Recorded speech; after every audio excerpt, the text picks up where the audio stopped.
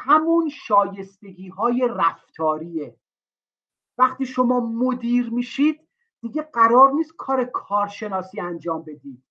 من در مقام یک مدیر پروژه دیگه لازم نیست بشینم برنامه زمانبندی به دست بیارم. اینو قرار کارشناس کنترل پروژه انجام بده. من الان آنچه که میدانم یا بهتر بگم باید بدانم اینه که اگه برنامه زمانبندی رو میذارم جلوم، بدونم مسیر بحرانی چیه و کدوم که از این فعالیت‌های من رو مسیر بحرانی نشسته. این چیزیه که من مدیر پروژه باید بلد باشم.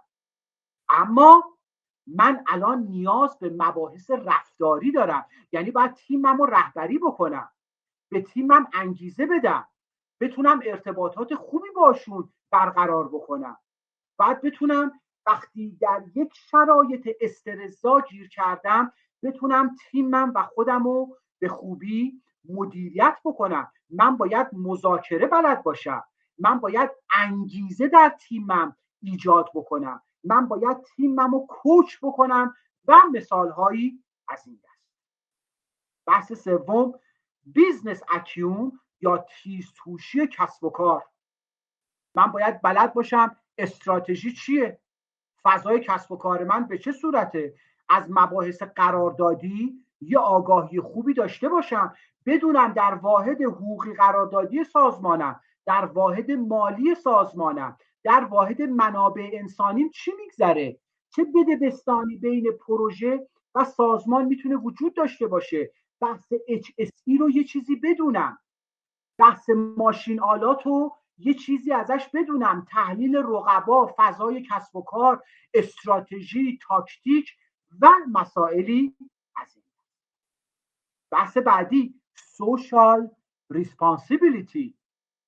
جناب مدیر پروژه، سرکار خانوم، آقای مدیر پروژه، شما فقط این نیست که پروژه رو تحویل بدی، باید از خودت سوال بپرسی این پروژه من چه اثری رو محیط زیست میذاره؟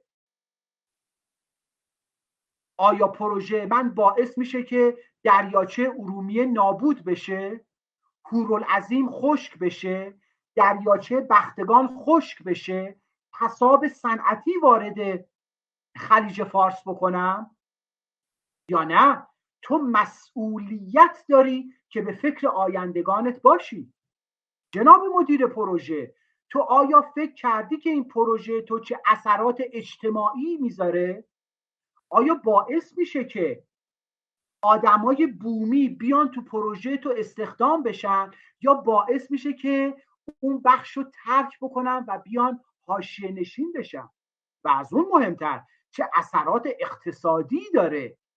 و توی مدیر پروژه امروزه دغدغت فقط زمان و هزینه و اسکوپ و کیفیت نباید باشه.